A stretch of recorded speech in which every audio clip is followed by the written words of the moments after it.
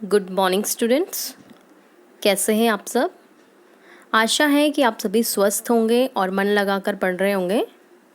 तो बच्चों, आज का हमारा जो टॉपिक है वो है शब्द और वाक्य रचना। शब्द और वाक्य रचना में आज हम पढ़ेंगे शब्द को। सबसे पहले हमें ये पता होना चाहिए कि शब्द क्या है, शब्द का निर्माण कैसे हुआ, शब्द का कैसे बनता है, वो सब हम जानेंगे। आपने पिछली कक्षा में वर्ण के बारे में जाना होगा।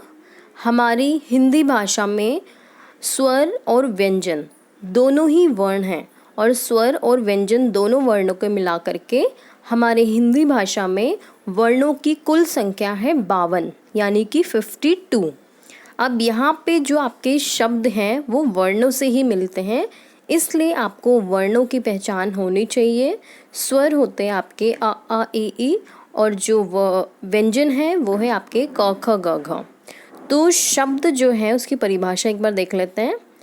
एक या एक से अधिक वर्णों के मेल से बने सार्थक यानी जिसका कोई ना कोई अर्थ अवश्य हो, बने सार्थक वर्ण समूह को हम शब्द कहते हैं।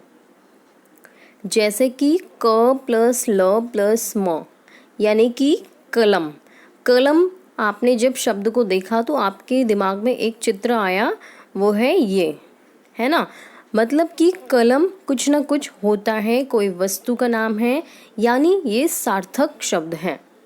अगला शब्द है आपका क प्लस म प्लस ल, यानी कि कमल।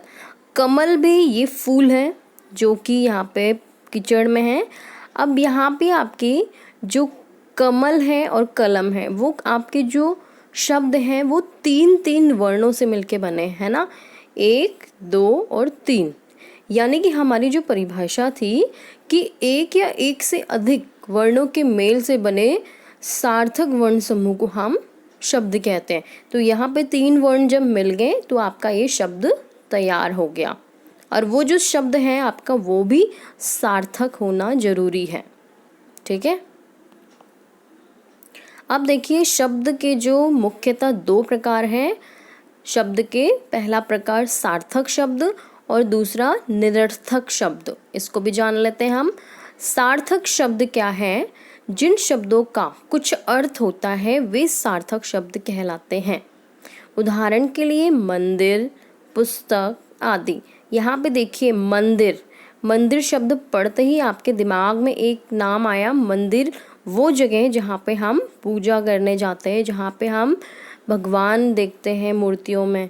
तो ये जो मंदिर है वो सार्थक शब्द है, यानी कि मंदिर का अर्थ होता है। दूसरा आपका शब्द था पुस्तक। पुस्तक, यहाँ जो चित्र है आपको स्पष्ट नज़र आ रहा है। पुस्तक वो वस्तु है जिसमें से हम ज्ञान अर्जित करते हैं, जिसमें से हम पढ़ाई करते हैं बहुत सारी। तो ये आपका पुस्तक भी सार्थक शब्द है। ठीक है। ऐसे कई शब्द हैं जैसे चद्दर, लड़का, कुर्सी, पर्दा, कुछ भी जो आपके आसपास है वो सभी सार्थक शब्द हैं। ठीक है। अगला भेद है आपका निरर्थक शब्द। जिन शब्दों का कोई अर्थ नहीं होता, जिनका प्रयोग स्थान विशेष पर हम बोलचाल की भाषा में करते हैं, उसे हम निरर्थक शब्द कहते हैं। जैसे कि कभी कभी हम अपनी भाषा और मतलब अपनी बोली में ऐसे शब्दों का प्रयोग भी कर बैठते हैं जिसका कोई मतलब ही नहीं होता। जैसे आपके घर पे कोई मेहमान आता है तो हम उसको कहते हैं ना कि चाय वाय लीजिए, या फिर खाना वाना खा के जाना।